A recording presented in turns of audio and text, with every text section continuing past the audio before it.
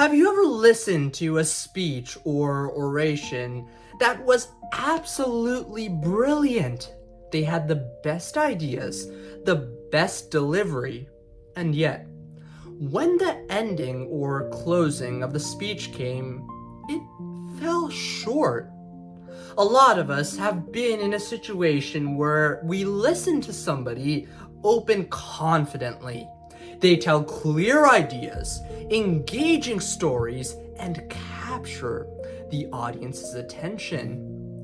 But instead of leaving a lasting or powerful impression, they end their speech with an abrupt, unnatural shift. Because the truth is that the closing of any good speech, presentation, or even conversation has to end with power and finality. The closing of a speech is possibly one of the most remembered aspects of any good oration. Take the Gettysburg Address, for example, by Abraham Lincoln. We remember it for its opening 77 years ago, and for its powerful conclusion, for the people, by the people. Those are some of the most quoted lines in the entire speech itself. It is for this reason that as speakers, we must prioritize putting effort into closing our speeches in an effective and final manner. So in this video, I want to discuss exactly that. How to effectively close speeches, but more importantly, leave your audience with a long-lasting impact that makes your ideas continue to shine. So let's start off by discussing the common myth. Why do endings matter so much? Psychologists have observed something known commonly as the recency effect. Simply put, people often remember information they hear last over information that is in the middle or even the opening of a conversation. Think about the last thing you learned. You can likely recount it in significant detail, much more than if I were to ask you what you learned a month ago or even a week ago. It is for this reason that the same distinct principle applies within public speaking itself. And it is for this reason that the conclusion of any good speech should simply reinforce your message. The conclusion is not a place to elaborate or expand on your ideas. That is the purpose of the body or the body paragraphs of the oration. Rather, re-emphasize your key points.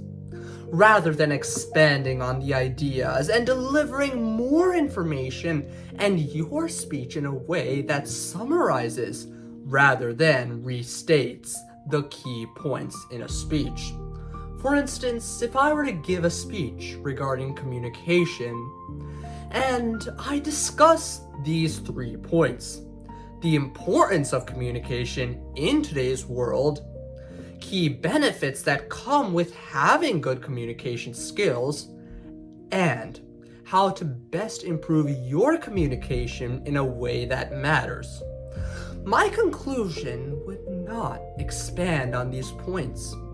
I would reiterate aspects of those points, yes, but I would not introduce drastically new information that may even conflict with my main ideas. The conclusion or closing of your speech should reiterate the points so that the audience can take away the key points or ideas within the oration as a whole. The second key tip is to build off of your opening. As we discussed in a previous video, openings are possibly just as important as your closing. In that video, I discussed one of the best ways to begin an opening, which is by integrating an anecdote or personal story. Perhaps in the conclusion, you could expand on that story deliver a continuity, or even provide an alternate ending. For instance, in that speech regarding communication, the opening story I gave in it as an example was about a student who had to deliver a presentation in class. They prepared hours, and yet they lacked the effective communication in order to convey those ideas in a way that matters. Now, if that anecdote is more or less the opening of the speech, perhaps my closing would introduce an alternate ending. So I would go back, reintroduce the characters. This student prepared hours for a presentation.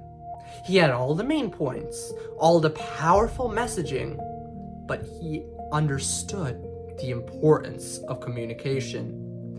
He made sure to practice his speech and receive actionable feedback from his peers and friends. And when the day finally came, he used all that effort, those stages of planning, to deliver that finished, polished speech. Notice how this closing builds off and brings the speech to a satisfying close. The audience will naturally be happy that the story came to a satisfactory ending. More importantly, it is easy for the speaker as well to remember a simple reiteration of what was discussed in the opening paragraphs. Now, note, it is a common folly in public speaking to simply repeat the opening itself. This is wrong. Your conclusion should be distinct from the opening because it provides the audience with that sense of finality. Think about it this way. The opening of your speech should provide a sense of introduction. It should introduce your points, but more importantly, set the stage. It is like that prologue at the beginning of a book discussing prior events. Meanwhile, your conclusion should be an epilogue. Now, an epilogue in books often discusses what happens after the events have transpired, providing the audience with a clear sense of closure and finality. This trick enables us to effectively reiterate and bring the speech to a powerful close. Next, the third thing is to give your audience a call to action. This doesn't necessarily have to be literal, and this really only works for certain speeches or orations. For instance, say you're delivering a speech regarding raising awareness for the ecosystem or for the climate. Your closing should integrate that call for action. Because when you call on the audience to rise up and take that initiative, whether you ask them to contact their city department, whether you ask them to take action on their own, or simply leave them to ponder with a final thought, a final question, you are directly addressing the audience themselves. They are more likely to pay attention because in their minds, you are communicating with their conscious desire. It is for this reason that ending your speeches with an effective call of action or point of interest is sometimes the most effective way to grapple your audience's attention. Let's bring it back to the communication speech. In this case, perhaps a closing would be something such as, the next time you have an opportunity to speak, whether it be in class, work, or in a conversation, I want you to not focus on sounding impressive. Focus on making yourself understood. Notice how that closing immediately addressed the audience and the audience alone. I am directly tackling their desires and giving them a subconscious mission, which in turn allows us to grasp their attention. Finally, the last essential tip for the closing is to know exactly how you're going to end it. Believe me, This happens a lot more frequently than it should. Very often, when we write up our speeches, we often lack that clear closing that gives the speech a nice end. It is for this reason that many orators or speakers end their speech saying, "Well, that's it." Or, in other words, "Well, that's all I have to say today. Have a great day."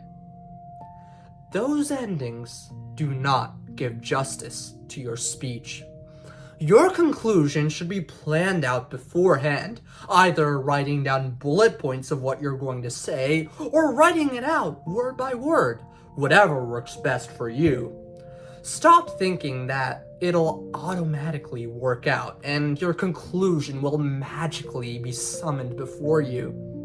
It must be planned in some shape, some sense, or some form, because at the end, all these tips I'm giving, all these advices for structure, at the end, they're pieces of advice.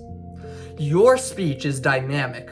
It is up to you to decide what type of closing you exactly want. Use it to your advantage. At the end, if you lack that clear closing that empowers and puts that bow on your speech, you risk your ideas fading from your audience's mind. Once again, if you've enjoyed this video, feel free to like, subscribe, and share.